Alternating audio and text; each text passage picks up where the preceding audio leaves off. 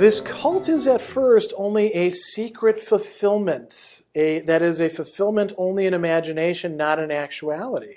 It must be an actual deed, for a deed that is not actual is self-contradictory.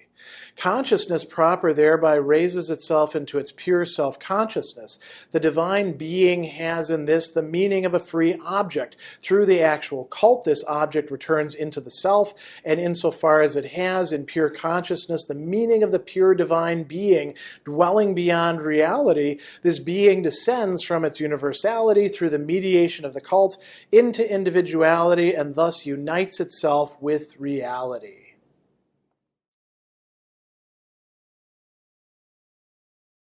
Paragraph 716 is a short, but I would say important paragraph that will require a good bit of commentary and unpacking, perhaps more so because of what we can call some infelicities of translation. If we want to be euphemistic, if we want to be a little bit more straightforward, we can say that, most of the time Miller is a pretty good translator, and I don't like to complain too much about translation, having undertaken a lot of that work myself and knowing how difficult it can be. But in this paragraph, his particular translation of Hegel's German text can in fact be misleading and give you the wrong idea about what is taking place. So you notice there's a couple question marks here about how to frame things. And so we'll get into that. Let's take a look at the very first sentence. He says, "This cult is at first only a secret fulfillment, that is, a fulfillment only in imagination, not in actuality." And this is one of the first places where we have to say, all right, the German text, this English translation is okay, but there's some aspects that are being somewhat misrepresented. So we've got the cult, the cultus that we've been talking about now for the last two paragraphs, as a fulfillment, vollbringen, the act of, bringing something to its full development or its realization or satisfaction, all of which we've been seeing coming up in the previous paragraphs. And this has to be a kind of question mark for us at this point. Hegel is saying what we've sketched out about the cult in the last two paragraphs, that has been an achievement, but it's not entirely fulfilled. And he says it's a secret fulfillment, right? Geheimnis, hidden. It's not fully explicit. So what the participants in the cult take to be going on is not yet what the cult could be, ought to be, is. There's more development to take place. And then we get to the, not quite mistranslations, but they could have been translated better. So only in imagination, nur vorgestelltes, only in representation, right? Imagination, yes, but representation and therefore imagination perhaps, or perhaps in representation among the participants within the cult, right? It doesn't all have to be up in one's head. The opposition here is to actuality, not in actuality, Unwirkliches. And since we've been talking about language, for basically the last 4 or 5 paragraphs here, we can say that this is probably not just in imagination, but in talk rather than in reality, right? All talk and no do, to take one of the epithets that we used to have of people who talked a good game but didn't produce. So that's part of what's going on. And if we think about, well, what are we going back to? So in the cult, we had this whole discussion in 715 of the purified soul who does things exteriorly with symbols, washing itself, putting on white robes, and then follows the imaginatively conceived path of works, punishments, and rewards, the path of spiritual training in general.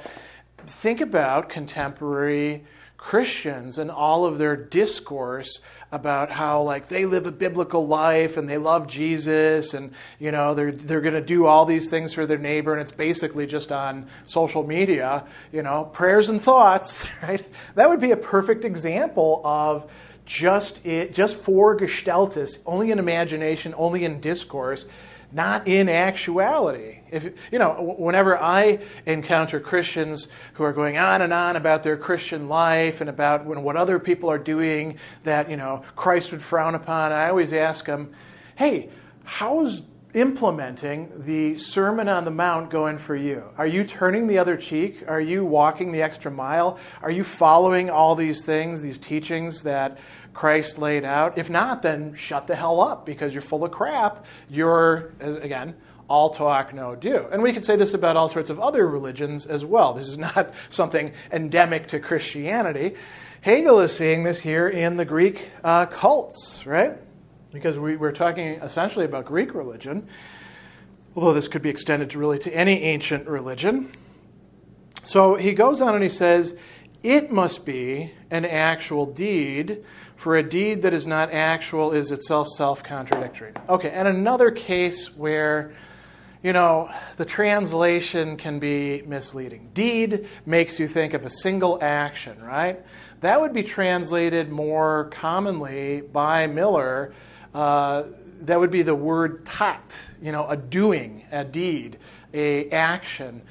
Handeln, or Handlung, right, has to do with a whole comportment, a range of behavior. It's something that is a bit, you can talk about, Einhandlung as one single thing, but it's kind of a weird way to talk about it. And so we really should talk here about more like a need for actual doing or comportment.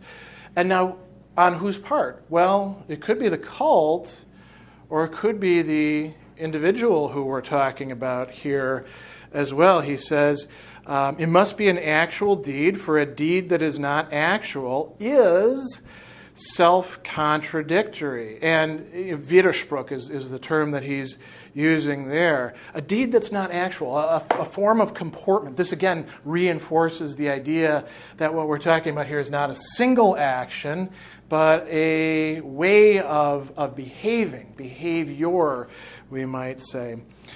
He goes on again and says, here we go, the divine being has in this the meaning of a free object. Now, does Hegel actually say the divine being? No, he just says das Wesen, and who's reading in divine being into this entire paragraph? Miller is. It could be the divine being, or we could be talking about the projection of the divine being by this interplay between proper consciousness and pure self-consciousness. Proper consciousness gets called pure consciousness a little bit later. So this could be the participant in the cult, right? So he goes on and he says, the divine being has in this meaning the meaning of a free object. And free object is important here, right? So this is an interesting idea, but whose freedom is it, right? Is it the freedom of the God, or is it the freedom of the worshiper? He goes on and says, through the actual cult, this object returns into the self. And insofar as it has, in pure consciousness, the meaning of the pure divine being dwelling beyond reality. Where does it have in this pure consciousness, right?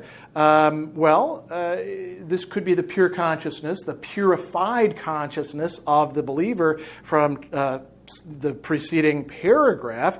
And he says the meaning of this pure divine being dwelling beyond reality. Again, it's the Wesen. It's not some sort of divine being, Gottliches, or anything like that, Heilige. But he does say this being descends from its universality through the mediation of the cult. The cult does an important task that is leading to its fulfillment, hopefully, coming out of what's hidden, no longer just an imagination, producing itself in actuality, hopefully. And he says it descends through the mediation of the cult into individuality. So it goes from universality into individuality, thus uniting itself with reality or actuality. And what we've got here, this interplay between consciousness and self-consciousness. Remember, self-consciousness is consciousness of another self-consciousness. There's this entire interplay of desire, of lack, all these things that could be tying in with the divine being. So what we're being offered here is a different way of approaching what it is that the cult is supposed to be doing. Once we get past the infelicities of translation, I think it becomes a bit more clear what's going on.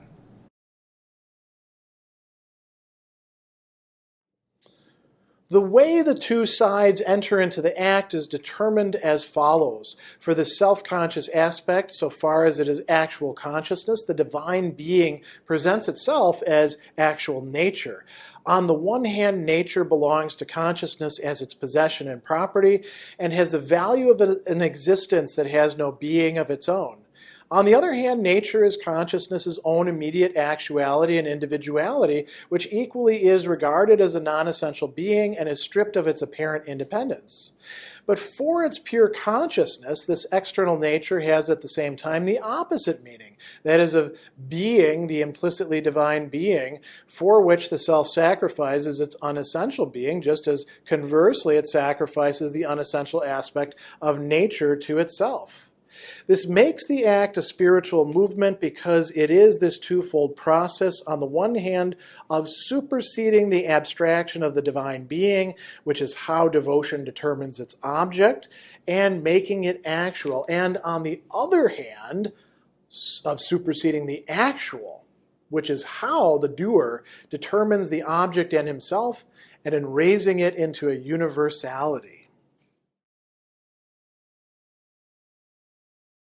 Paragraph 717, longer than its preceding paragraph, continues this movement that we saw develop there. In fact, it even uses the term spiritual or geistige movement, Bewegung, from these both sides of what's going on, united in the act or action, the Handlung, the behavior, the comportment that is involved in the cult. This is providing us with an explanation of how the cult, in fact, does this mediation that was mentioned in the previous paragraph. And, as usual, when Hegel is being rather schematic about things in his prose, it gets a little confusing because he's sort of like Aristotle, who will say, for example, in Nicomachean Ethics, Book 5, there's two kinds of this, and then he talks about a third. Or, they'll be like, there's three kinds of this, and then he only talks about two. Here, Hegel's talking about both sides, and he's developing them with a lot of on the one hand, on the other hand kind of stuff, and you'd expect there to be kind of a parallelism there, but it turns out that that's not the case. So both sides enter into the act. At least that much we can start with, right? The way the two sides enter into the act, die Beide, is determined as follows. And here's where he lays it out. So we've got two sides. For the self-conscious aspect, right? So self-consciousness. And then he doesn't say the pure conscious aspect. He just says, but for its pure consciousness. So we've got self-consciousness and the aspect of that on one side. We've got the consciousness aspect on the other side. The goal is to, bring them together without simply conflating or confusing them, and letting each of them make its contribution to the big picture that is being developed here. So what do we have on the side of the self-conscious aspect? He says, insofar as it is actual, wirkliche consciousness, The divine being, and once again we see that, Miller is reading in here divine, because all we actually have is the Wesen, the essence, the being, presents itself as actual nature. Now, when we see that word actual here, we do want to keep in mind that it is not just actually nature, it is wirklich, it is real nature. It is something before us, something that we encounter, something that we experience, right? So the divine being presents, it sets itself out, darstellt, as actual nature, as nature that we can engage with and experience. And he says, now there's two sides to this. On the one hand, nature belongs to consciousness as its possession and property. So in a certain sense, nature is the object, we are the subject, we grasp the nature, it is our possession, it is our property, it is something that we can do something with, right? This is a very common concept of nature. On the other hand, he says, nature is consciousness's own immediate actuality and individuality. And so, yes, we have nature there as something in front of us that we can exploit, we can dominate, we can do with what we want, and yet we are also part of nature. So what's going on there? This is on the side of self-consciousness, right? We've got these two aspects to it, and both of them present something as being without what would you call it? This essence, right? Not having Wesen, Unwesentliches, right? So he says, because nature belongs to consciousness as its possession and property, it has the value of an existence that has no being of its own.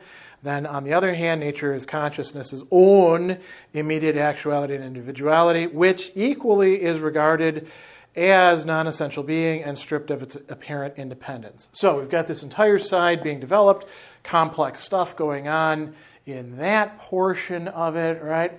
Now let's look at the other side that enters into the act, the Handlung. For its pure consciousness. Again, pure consciousness, the consciousness that has been purified, the consciousness that is turned towards the God or the divine being through the cult, through devotion. This external nature has at the same time the opposite meaning, or actually entgegengesetzt. It could be, we could say opposed, we could say, rivaling it, right? It's set against it. So external nature is what? It has the opposite meaning of being the implicitly divine being. Now that is a translation that is quite divergent from the German text, and we need to stop there for a moment. Once again, we don't have divine being talked about there. We just have being, Wesen, right? Implicit is translating an sich seiende, right?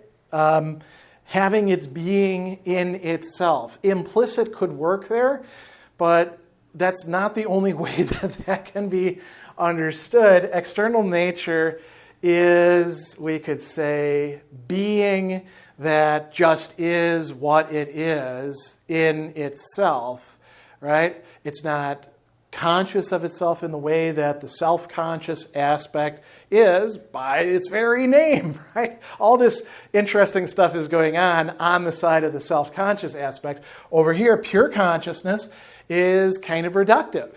It's kind of, taking things just as they are or as they present themselves. Then we get something else really interesting going on here as well. He says that it's implicitly divine being. Now notice the next part. For which the self sacrifices its unessential being. It's Unwesentliches, right? Unwesentlichkeit, I think, if I remember right. Just as conversely it sacrifices the unessential aspect of nature to itself. So something that's going on the side of the self-conscious aspect is also happening to a degree on the side of pure consciousness. The self, that is the conscious self, is sacrificing its own inessential being to what? It's stripping off its nature. It's putting on, as we saw just 2 paragraphs ago, the white robes and the clean body, and going through a spiritual transformation of discipline and rewards and punishments. We saw in the last paragraph that this is vorgestellt, right? It is represented, not yet made actual. What makes it actual? The action, the behavior, the comportment, the Handlung that is engaging in a very important form of mediation here through the cult, as we're going to see in the next 2 big paragraphs that are going to bring this section to a close. What happens here? He says, what is this? The sacrifice, the taking something of oneself and giving it freely for something else. This makes the act he says, spiritual movement because it is this twofold process. On the one hand, now here, again, translation, right? Miller, I don't know what it is about this section, but I don't like to complain, as I've mentioned, but he's really making a number of blunders here in rendering things. This supersession, this superseding that's taking place, 2 different German verbs that are being used here. One is aufheben, right, which we know is incredibly important within the Hegelian dialectic. Aufhebung is this pulling something up and leaving behind the detritus or unimportant parts, preserving what is important within it. And then we have erheben, which is not the same thing as aufheben. They both have heben within them, lifting, right? But it's not quite the same. So we want to be a little careful here. He says, on the one hand, superseding, aufheben, right? The abstraction of the divine being, which is how devotion determines its object. Devotion, in being devoted to the divine being, is making an abstraction of it, which means that it's not entirely getting it. This fits in perfectly well with talking about it as just represented, whether it be in imagination or in speech or in visual depictions or things like that. They're all abstractions. They're not the living God that we're trying to be devoted to. So he says, taking this abstraction and making it actual. To paraphrase a Scorpions song, let's make it real, not fantasy, right? Fantasy is another word for imagination or representation. We want to have a real engagement through the cult with the God, not just with our ideas or words about the God, not just with an abstraction. So he says making it actual.